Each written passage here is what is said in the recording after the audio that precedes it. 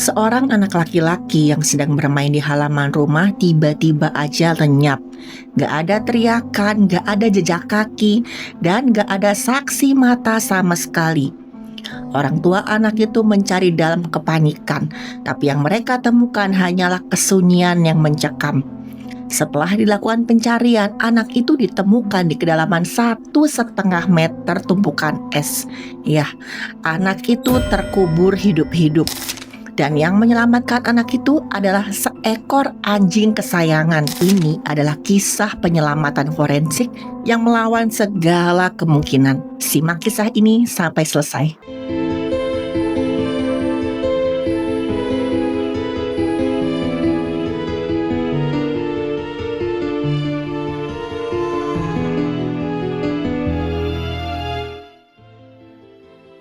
Halo, saya Dr. Stefani. Saya seorang dokter spesialis forensik dan mediko-legal, dan saya belajar dari yang mati. Kasus ini terjadi di Finlandia, tanggal 23 Desember tahun 2023, beberapa hari sebelum Natal. Dan malam itu cuaca sedang sangat-sangat gak bersahabat. Bayangin aja salju turun dengan sangat lebat dan menyelimuti seluruh daerah. Di rumah sebuah keluarga ada seorang anak laki-laki. Usianya kira-kira masih SD lah. Dia sedang menikmati liburannya dengan bermain di halaman rumah. Jam 7 malam waktu setempat, anak itu masih kelihatan bermain dengan asiknya. Bagi anak-anak di sana, bermain salju di malam hari itu adalah hal yang biasa, asalkan memakai pakaian hangat yang lengkap. Tapi kegembiraan itu berubah jadi tragedi dalam sekejap mata. Waktu orang tuanya mengecek keluar, tiba-tiba anak itu udah gak ada. Halaman yang tadinya ramai dengan suara anak bermain, senyap. Gak ada suara sama sekali. Dan masalah paling besar dalam kasus orang hilang di sana adalah cuaca. Waktu musim dingin, ya, itu masalah terbesarnya. Hujan salju yang deras malam itu menghapus semua jejak kaki di tanah. Jejak kaki anak itu tertutup salju dalam hitungan menit. Dan ini menciptakan teka-teki yang sangat sulit buat siapapun yang mencoba melacak anak ini. Keluarga anak ini udah pasti mulai panik luar biasa. Mereka berlari keliling rumah, mereka panggil-panggil nama anak mereka. Mereka sisir area di sekitar halaman. Tapi sayangnya suara mereka diredam oleh angin dan juga salju yang jatuh semakin deras. Dan usaha pencarian mereka itu seakan-akan sia-sia, teman-teman. Karena visibilitas alias jarak pandang yang sangat rendah dan gak adanya petunjuk arah sama sekali. Situasi ini jadi sangat berbahaya bagi korban. Bayangin aja di suhu minus derajat Celcius, tubuh seorang anak kecil kehilangan panas jauh lebih cepat daripada orang dewasa. Setiap menit bahkan setiap detik yang berlalu itu bukan cuma soal jarak yang semakin jauh, tapi soal suhu tubuh yang terus menurun sampai membahayakan nyawa. Setelah berjam-jam mencari tanpa hasil dan rasa putus asa mulai memuncak, keluarga itu akhirnya membuat keputusan melaporkan kejadian ini ke kepolisian setempat. Polisi segera merespon laporan tersebut dengan secepatnya. Mereka sadar ini adalah situasi antara ada dan tidaknya nyawa seorang anak laki-laki. Lingkungan sekitar rumah adalah daerah yang lumayan sunyi, yang juga menyulitkan pencarian ini. Polisi membentuk tim SAR, Search and Rescue, gabungan yang bergerak cepat meliputi area pusat desa dan juga lokasi rumah anak tersebut. Tapi ketika tim SAR mulai bekerja, mereka belum menyadari apa yang sebenarnya terjadi pada malam itu. Ternyata teman-teman, waktu anak itu sedang bermain, ada sebuah truk penimbun salju pelintas di jalan tempat anak itu bermain. Truk ini adalah kendaraan berat yang dilengkapi dengan pisau pendorong raksasa di depannya. Tugasnya adalah membersihkan jalan raya agar bisa dilewati kendaraan. Cara kerjanya adalah dengan menyekop salju dari tengah jalan dan melemparkannya ke pinggir jalan. Dan tanpa disadari oleh pengemudinya, truk itu menciptakan sebuah gundukan salju yang sangat tinggi di ujung jalan dekat rumah anak itu. Dan tumpukan ini bukan sekedar tumpukan salju yang lembut. Karena didorong oleh mesin hidrolik yang kuat, otomatis salju ini menjadi semakin semakin padat dan berat. Analisis forensik di lokasi kejadian nantinya nggak akan menemukan tanda-tanda kekerasan atau kejahatan. Ini memang murni kecelakaan, tapi kecelakaan yang sangat mengerikan. Forensik menyimpulkan bahwa saat truk itu lewat, tiupan salju menyebabkan sebuah kubah salju runtuh atau menimbun anak yang sedang bermain itu. Dan anak itu terjebak. Bayangin aja, terjebak tertimbun di bawah salju setinggi 1 sampai 1,5 meter. Bayangin deh di posisi seperti itu. Dia ada di sana, di halaman rumahnya sendiri, tempat yang seharusnya aman. Mungkin hanya berjarak beberapa meter dari orang tuanya yang sedang mencari. Tapi anak itu terkubur di bawah es, yang membuatnya nggak bisa bergerak, nggak bisa teriak, dan yang pasti nggak kelihatan oleh mata manusia. Anak itu berada dalam kegelapan total, kedinginan, sendirian, dan ketakutan. Kita kembali ke operasi pencarian. Polisi tahu bahwa mata manusia nggak akan cukup untuk menembus badai salju. Sekitar jam 11 malam, 1 jam setelah laporan masuk, bantuan khusus pun datang ke TKP. Salah satunya adalah anjing pelacak kepolisian. Salah satu anjing pelacak itu namanya Kuha. Kuha adalah anjing jenis Belgian Malinois. Dan ras anjing ini dikenal di dunia militer dan kepolisian sebagai anjing pekerja yang paling intens, cerdas, dan punya kemampuan yang sangat tinggi. Dan tugas Kuha malam itu sangat spesifik, mencari jejak aroma manusia. Tapi ini bukan tugas yang mudah, bahkan untuk Kuha sekalipun.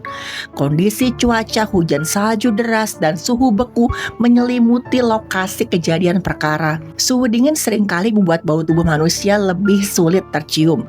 Ditambah lagi salju yang terus turun menutupi sumber bau yang semakin dalam. Kuha dan pelatihnya mulai bekerja menyisir area. Selama hampir 1,5 jam, mereka keliling di tengah badai. Setiap detik yang berlalu, peluang anak itu untuk bertahan hidup dari hipotermia semakin tipis. Pelatih Kuha menunjukkan pemahaman ilmu forensik lapangan yang sangat luar biasa. Dalam pencarian pertama, Kuha mungkin sempat melewati area gundukan salju itu, tapi dia nggak bereaksi. Pelatih yang berpengalaman tahu kalau aroma tubuh manusia yang tertimbun itu butuh waktu untuk merembes naik ke permukaan salju. Kuha nggak menyerah gitu aja dan pindah ke lokasi yang lain. Pelatihnya memutuskan kemudian untuk bawa Kuha kembali memeriksa tumpukan salju itu. Dan ini teman-teman adalah keputusan yang sangat-sangat cerdas. Keputusan untuk melakukan penyisiran ulang inilah yang kemudian membawa hasil yang sangat baik. Dan saat itu jam menunjukkan lewat tengah malam. Dan saat itu teman-teman memang sedang suasana Natal. Ketika mendekati gundukan salju besar hasil buangan truk salju tadi, perilaku Kuha tiba-tiba aja berubah. Awalnya Kuha hanya mengendus-ngendus di permukaan tumpukan salju. Dan tiba-tiba tubuhnya menegang, dia kasih respon yang berbeda.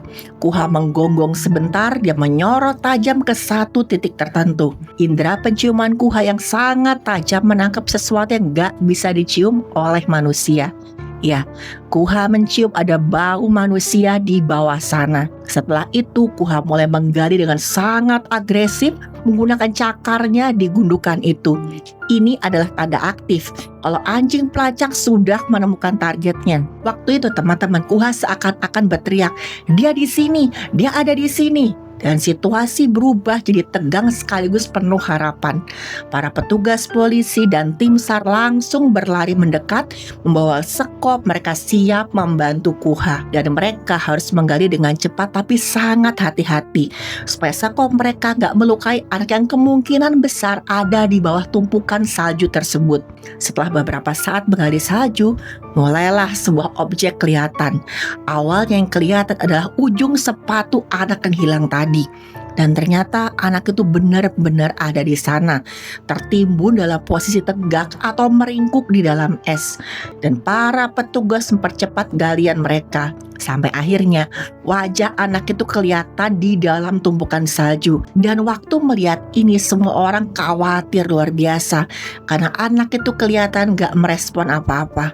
Teman-teman bayangin deh, saat itu di bawah tumpukan salju ada wajah seorang anak Matanya mungkin tertutup atau kalaupun kebuka tatapannya kosong.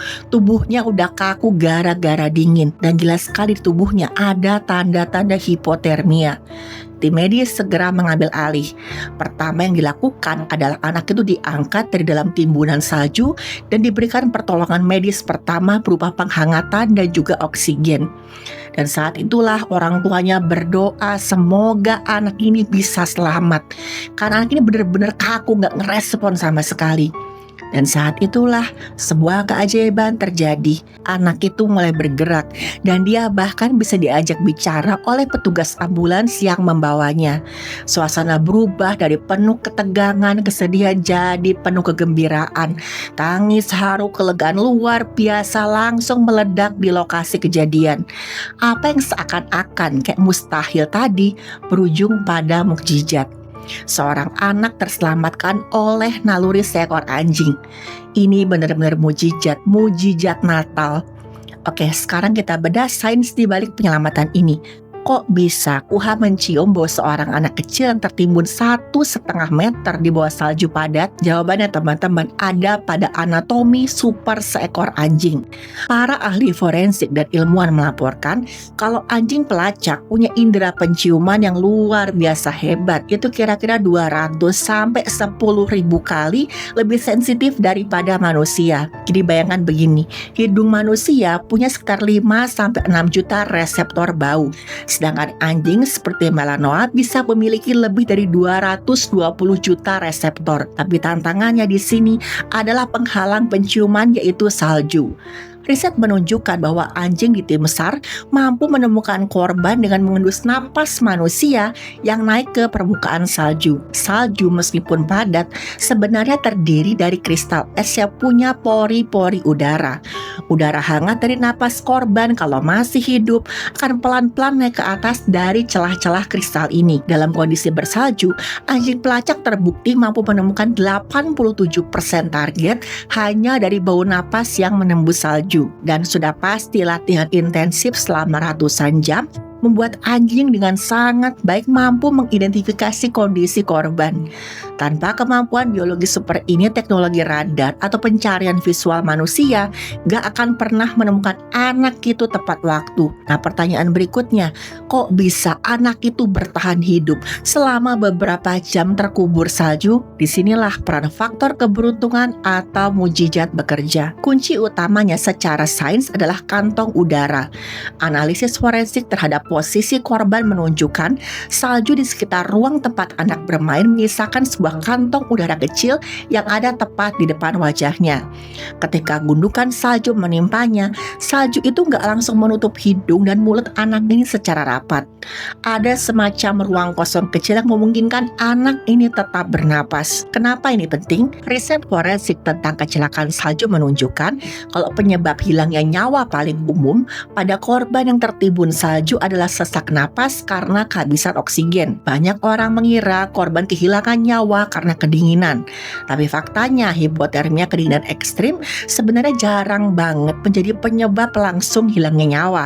Hanya 4% kasus dalam kasus longsoran salju. Kebanyakan korban itu kehilangan nyawa dalam 15 sampai sekitar 30 menit karena kehabisan oksigen dan juga menghirup kembali karbon dioksida yang keluar dari tubuh mereka sendiri. Jurnal kedokteran melaporkan bahwa korban tertimbun salju dengan kantong udara kecil di depan wajahnya itu punya peluang yang jauh lebih tinggi untuk bisa selamat. Itulah yang membuat sang anak bertahan sampai Kuha bisa menemukannya. Dari segi medis forensik, anak itu didiagnosis mengalami hipotermia berat.